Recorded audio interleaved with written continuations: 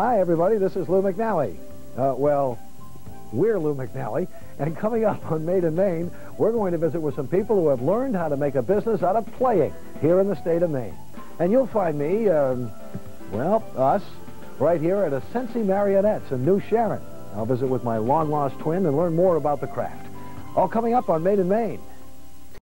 Passion for woodworking by taking a job at Heritage after an injury prevented him from going back to his original career of trucking.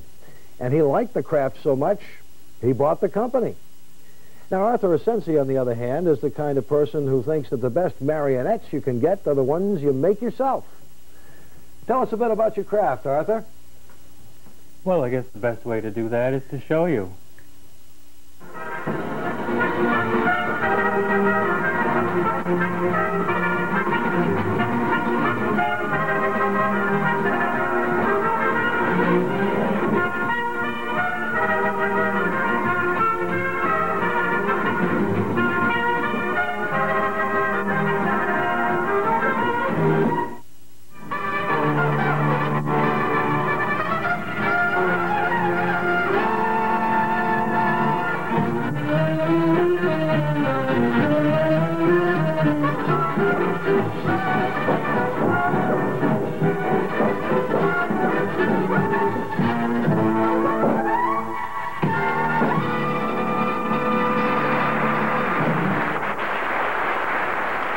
What a wonderful show, Arthur, and what a wonderful art form. We don't usually get a chance to get behind the scenes and meet the puppeteer. How many strings can you handle in operating a marionette at once? Well, the more elaborate characters have about 20 strings. Wow. And you got every finger working, and it's pretty difficult at times, but especially when the curtain opens and it's like all live puppetry. Nothing can be enhanced or changed. It's totally right then. So what has happened to puppeteering in the United States? Well, I think puppetry is definitely alive and well. It's a very exciting field to be in. The Henson Foundation promotes a lot of puppetry and sponsors many wonderful festivals and happenings, as well as, of course, the Puppeteers America with a huge membership. So how often do you get a chance to get out and perform? As often as I can. I like to go up to Quebec and Montreal a lot. There are lots of festivals and interesting venues for puppetry in Canada, and I also sometimes go to Europe. With each character, then, you're able to go a step further, aren't you, in terms of adjustments and movements and things like that? Yeah, definitely. I try. You have to design a specific control for every character, depending on what you want the character to do on stage. If it's a musician, get it so they can play the instrument, or the piano player has moving fingers that look quite convincing when he's playing the piano. How do you actually make the marionette? Take us through the process from concept to actual presentation. I definitely start out with many sketches in trying to bring a character to life. And then from there, I go into I start sculpting it in clay. This is the Lou McMarionette sculpt that I have since taken out of a mold, so it's a bit deformed. But thank you. Well, you get to see it gets sculpted in clay. The whole head gets sculpted in clay. And I set the eyes in. I've taken them out to put them in the marionette now. And then I make a mold of it. And I make a latex mold for this character because I cast it in a translucent resin. So I have a latex mold, and then there's what they call the mother mold, the plaster mold that holds it and keeps the latex from deforming when you actually pour the resin into it.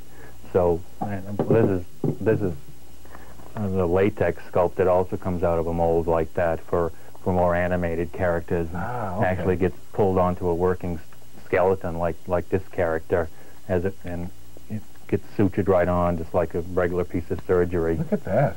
You know, latex and fiberglass and all kinds of... All the movements are inside and go down through the body so that you can control it from the back.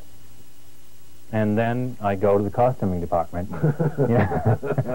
We go backstage to the costuming department, and I make many sketches of costumes and research different period costumes.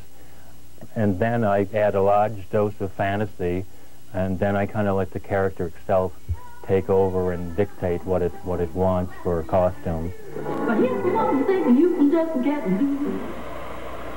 I make the hand-blown glass, Venetian glass for some of my characters, and that way I can also make unique buttons. Arthur, what do you find is more difficult, making the puppet itself or learning how to entertain with it? Definitely learning how to entertain with them. I can create all these wonderful marionettes, but then making them so that they are entertaining and not just a pretty piece of sculpture is very challenging. And you have an example here of a rod puppet, a little different from the string marionettes. Yeah, right? this is one of my rod puppet automaton creatures that I've created for just for last festival in Montreal. She's a full-size 5'2" mermaid that crawled out of the St. Lawrence one day and wanted to be part of the act. Where'd you find her? Oh, she was hitchhiking along the St. Lawrence, along the rural route from Montreal to Quebec City. There you go. She had something to say and wanted to move on in the world. Very expressive eyes. Yeah, she has, you know, her eyes can move and her eyelids close, and she's quite the character. All right, what's next for you? You're going to enhance your shows, more marionettes? Right, I'm always building marionettes, and I'm designing some new cabaret characters. I'm trying to expand my cabaret repertoire, and so I'm trying to create a classic Italian Carnival di Venice show with very elaborate and very elaborately costumed show figures, and that kind of captures the flavor of Carnival in Venice. Have you got a Pinocchio? Not yet. I've never done Pinocchio. Well, there's something. It'd be fun, though. I love Pinocchio. Thanks so much for having us by today. Thank you for coming.